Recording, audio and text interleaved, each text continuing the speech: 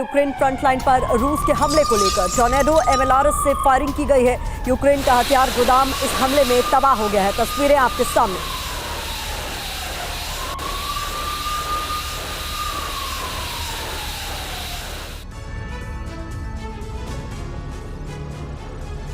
Gaza के रण और Ukraine की जंग के बीच दुनिया में तीसरे विश्व युद्ध की आहट सुनाई दे रही है, जिसके बाद अमेरिका और नाटो देशों ने हिटलर के उन हथियारों की खोज शुरू कर दी है जिसे 80 साल पहले समंदर में दफन कर दिया गया था। अगर हिटलर का ये विध्वंसक जखीरा नाटो को मिला तो रूस के लिए अमेरिका से जीतना नामुमकिन हो जाएगा। इधर पुतिन ने ब्लैक सी में अंडर वाटर टनल पर काम शुरू कर दिया है, जिसमें चीन उसके साथ है। आखिर इस अंडर वाटर टनल के पीछे पुतिन का मकसद क्या है और हिटलर का वो कौन सा हथियार है जिसकी तलाश अब अमेरिका और नाटो देश कर रहे हैं? देखिए हमारी इस एक्सक्लूसिव रिपोर्ट में।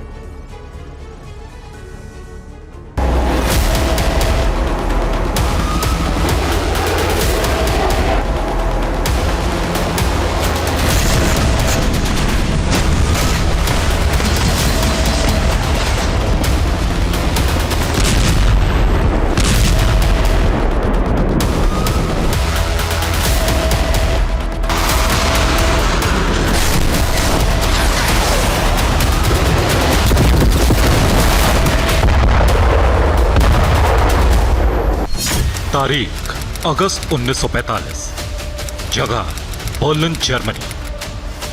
बर्लिन के शहर पोट्सडैम में 20 दिनों तक चली मीटिंग के बाद एक प्रेस कॉन्फ्रेंस हुई, जिसमें तत्कालीन अमेरिकी राष्ट्रपति हैरी ट्रूमैन, ब्रिटेन के प्रधानमंत्री और सोवियत संघ के राष्ट्रपति जोसेफ स्टॉलिन मौजूद थे। इस प्रेस कॉन्फ्रेंस में जर्मनी की हार के बाद उसके भविष्य पर बात हुई, साथ ही उन केमिकल हथियारों पर जिन्हें खास तौर से हिटलर के वॉर साइंटिस्ट ने तैयार किया था। तय हुआ कि इन केमिकल हथियारों को समंदर में डुबो दिया जाएगा। अगले 3 सालों तक समंदर की गहराइयों में अलग अलग जगहों पर इन हथियारों को दफना दिया गया। तारीख नवंबर 2023, जगह बाल्टिक सागर। अब 80 साल बाद बाल्टिक सी में समुद्र मंथन होने जा रहा है। समंदर की गहराइयों में उन विनाशक हथियारों की खोज होने जा रही है जिन्हें हिटलर ने खास तौर से तैयार करवाया था अपने दुश्मनों को तिल तिल कर मारने के लिए। बाल्टिक सागर की इन गहराइयों में हिटलर के केमिकल हथियारों की खोज नाटो देश करने वाले हैं, जिसने एक बार फिर ब्लू वॉर जोन में उफान ला दिया है।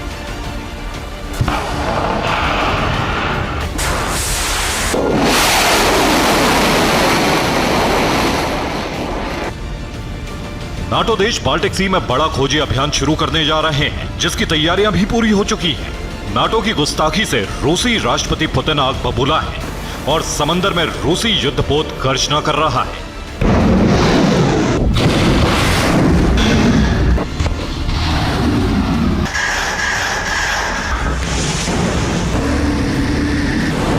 रूस ने साफ शब्दों में कह दिया है कि नाटो का यह कदम दुनिया में तीसरा विश्व युद्ध लेकर आएगा।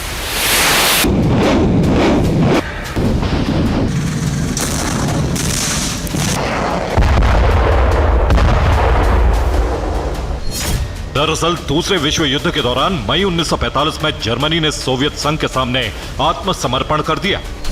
सोवियत संघ ने जर्मनी के केमिकल हथियारों पर कब्जा कर लिया, जिसमें तकरीबन 65,000 टन सक्रिय केमिकल हथियार थे। जिसके बाद अगस्त 1945 में अमेरिका, सोवियत संघ और ब्रिटेन के बीच पोट्सडैम समझौता हुआ। समझौते में तय हुआ कि इन केमिकल हथियारों को समंदर की गहराइयों में डुबो दिया जाएगा। पोट्सडैम समझौते पर अमेरिका, सोवियत संघ और ब्रिटेन ने हस्ताक्षर किए, जिसके बाद अमेरिका और ब्रिटेन ने अटलांटिक महासागर में केमिकल हथियार को डंप कर दिया, जबकि सोवियत संघ ने इन हथियारों को बाल्टिक सागर की गहराइयों में फेंक दिया।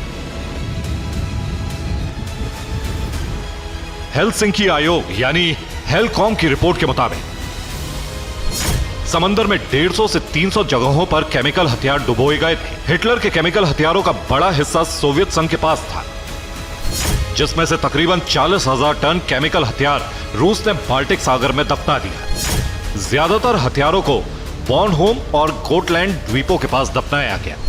ये दोनों ही द्वीप स्वीडन और फिनलैंड के पास हैं। रूस का दावा है कि अब इसी केमिकल जखीरे की तलाश में नाटो देश बाल्टिक सागर में समुद्र मंथन करने वाले हैं। जिसके लिए बीते कुछ दिनों से नाटो देशों के युद्धपोत बार बार इन इलाकों में गश्त कर रहे हैं, जिसके खिलाफ रूस ने भी तैयारी शुरू कर दी है। बाल्टिक सागर में रूसी युद्धपोत बारूद बरसा रहे हैं। रूस की नौसेना कैलिबर मिसाइलों से डमी युद्धपोतों को तबाह करने की ड्रिल कर रही है।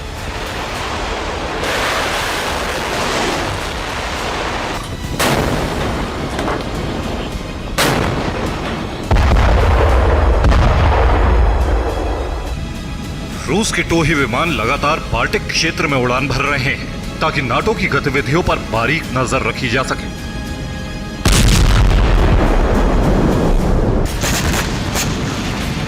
रूस ने इसे लेकर नाटो और यूरोपियन यूनियन को कड़ी चेतावनी दी है। रूसी विदेश मंत्रालय में यूरोपीय विभाग के निदेशक सर्गेई बिलायेव ने कहा, बाल्टिक सागर में नाटो की गतिविधियां चिंता बढ़ाने वाली है। नाटो समंदर में फेंके गए रासायनिक हथियारों की खोज कर रहा है। यह कदम बेहद गंभीर परिणाम लेकर आएगा। रूस का दावा है कि नाटो का प्रोग्राम बेहद सीक्रेट है और इसीलिए पहली बार रूस फिनलैंड के बॉर्डर भी बंद कर दिए गए हैं।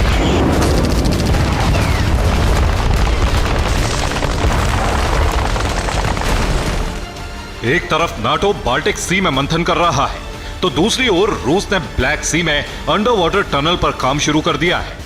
रूस के इस फैसले से अमेरिका और नाटो देश भड़क उठे हैं और रूस को गंभीर अंजाम भुगतने की धमकी दी है। दरअसल रूस क्रीमिया से मेनलैंड तक अंडर वाटर टनल बनाने जा रहा है।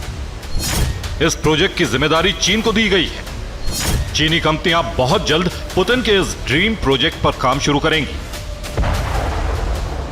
दरअसल कर्च ब्रिज पर यूक्रेन लगातार हमले कर रहा है। वो 2 बार कर्च ब्रिज को नुकसान पहुंचा चुका है, जिससे क्रीमिया और रूस का कनेक्शन टूटने का डर है।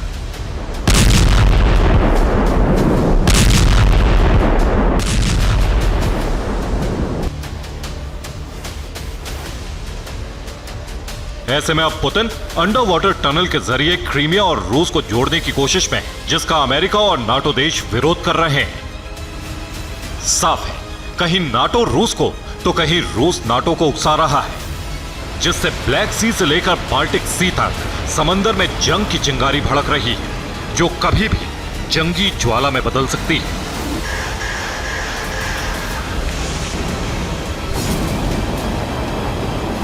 Bureau report, TV9 Bharatvarsh.